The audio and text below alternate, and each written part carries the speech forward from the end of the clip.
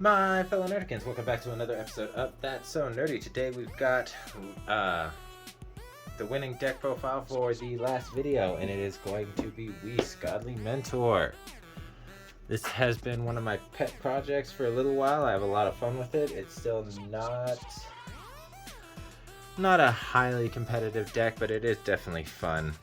So, for those who don't know what Whis does, when he attacks, you get to draw a card. Once per turn, you can combo with Let's start that over. Auto. Once per turn. If it's your opponent's turn, when a yellow skillless battle card with 15,000 power is placed in your drop area from your combo area, you may play that card from your drop area. And then you could awaken at 4 or less life, or if you have a 2 specified cost 2 Unison in play, draw 1 card, restand 1 energy, go down to 6 life. And then on the awaken side, you still draw on swing, and you still have the same auto that you can play out a 15k skill list that you comboed with. And then it's got an activate main that you can pay 1, choose 1 yellow Son Goku or Vegeta with an energy cost of 2 in your battle area and place them. Place it in its owner's drop area. Choose up to 1 yellow battle card from your deck or hand with an energy cost of 3, an EX evolve skill, and the same character name as the card you placed in its owner's drop area with this skill. Play it, then shuffle your deck if you look through it. Honestly, I don't proc off that ability very often, but it's nice to have it there when you do want to use it. Alright, going into the Unison package. We're running 4 Vados Cosmic Aid because you have to. It's got an auto that when your opponent attacks, you may choose 1 yellow skillless battle card in your drop area in combo with it. And then if you do that, you negate the skill for the turn. So it's once per turn before once per turn was like put on the card. +1, you can choose 1 of your opponent's battle cards or Unison cards and tap it down, which works great against Bunison. Amazing against Bunison. And then the -4 makes it so you can play 2 of your skillless from your deck or drop area. And then we're running 2 copies of SS2 Son Gohan Z Fighter because he helps close games and he's just a really good Unison and Power 3 blocker. When he comes into play, if he has 4 or more markers, you can KO your opponent's battle cards, ignoring barrier in rest mode equal to the number of Unisons in your drop area. So if you stack this once or twice, you can take out a couple of their threats on the board. And then if you -3, you get to give him and your leader plus 5k until the end of your opponent's turn. Not the end of your turn, the end of your opponent's turn. And he gains triple attack. So it's a really good way of forming defense and offense. And then running 4 copies of Whis, a helping hand, because you have to in this deck. He is your searcher. He's going to help you search out your skillless cards as well as your Vados, because without your skillless and without your Vados, your engine isn't quite functioning on all cylinders like it wants to. And then also he has a second auto that it doesn't say once per turn, but it is a once per turn. That when you combo with a skillless card, you get to draw a card. So it essentially turns your one of your skillless cards into kind of like a half super combo, because they do only have 5k combo, but you do get to draw a card. Alright, and then going into the skillless package, we're running 4 of the Gokus. And we're running... Oop, grabbed 1 too many cards. 4 of the Vegetas. Don't really need to spend too much time explaining what they do because they are skillless. They just help your engine move and help you do the things that you want to do.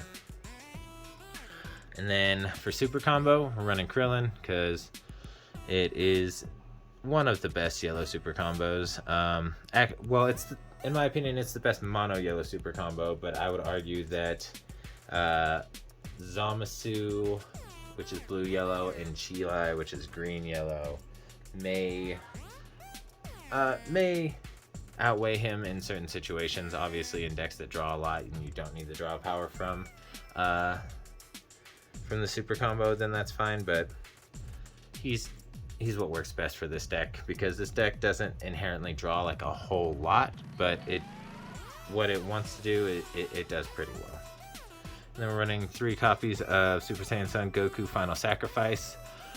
Main reason we're running this guy is so we have another hard negate, because I do not own any copies of Robotic Riposte. So I needed a substitute for a hard negate. And while this guy isn't a floodgate like Robotic Riposte is, he does, if you have a Unison in play, he is a 1 cost, so you get to hard negate their attack. And you can Spirit Boost 1, when he's played, you can Spirit Boost 1 and send him to your drop area. Switch one of your opponent's battle cards to rest mode, and if it has an energy cost of 5 or less, then you get to KO it and you get to draw a card. So that's really helpful. Moving right along. Next, we've got 4 copies of Son Goku Deity's Disciple. He is a 20k critical. EX evolves on top of the Goku for 1 energy and drawing a card, and that is part of the cost to play it. So even if he gets counterplayed, you still get to draw that card. And then auto, when this card attacks, choose one of your opponent's battle cards in rest mode and KO it. There's no energy restriction on that, which is really nice.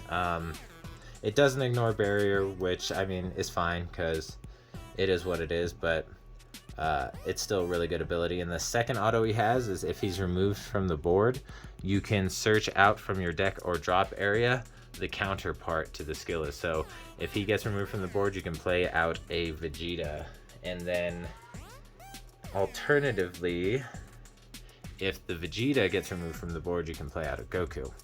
So what Vegeta does is he's a 20k double striker. He plays out the same way as the Goku does for 1 energy and drawing a card. Except Vegeta's ability is different because he's, like I said, he's a 20k double striker. But if your opponent uses a counter against him, he gets to restand. And that's a once per turn also. And like I said, he has that second auto that if he's removed, then I can play out a Goku from my deck or drop. And there's certain times in the game that you're going to just be playing them out from your drop area because you just don't want to do it from your deck, either because one, you don't have a Vados on board anymore, or because your deck's getting kind of thin and you don't want to thin it out even more. So you just play them out from your drop area. Then we're running 4 copies of Vegeta Prideful Transformation. He's the free counterplay. As long as you have a Unison with 2 markers on it, 2 or more markers on it, then you can play him for free, and he rest modes whatever's coming. Whatever's being played gets played in rest mode as long as it doesn't have deflect, and he also is a 14k blocker.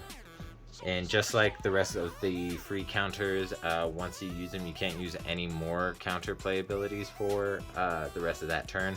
So you do want to be a little careful on when you're using him. And then we're running 1 copy of Swift Retaliation Cooler because it's a counter, and counters are just too strong. They close out games. Easily close out games. And we're running 1 copy of Poutine. Because Poutine gets triggered really easily in this deck, especially if you already have Vados on board, because Vados can just tap down a battle card or a Unison with its +1 ability, so that's really good. You can also use it when you tap down something with the Goku, or I mean, you unfortunately can't use it with the Vegeta because Vegeta puts it into play in rest mode. It doesn't get switched to rest mode when it comes into play, so that, I mean, that's a little bit of a bummer, but it is what it is. But when you can proc Poutine, she definitely helps out. She always does.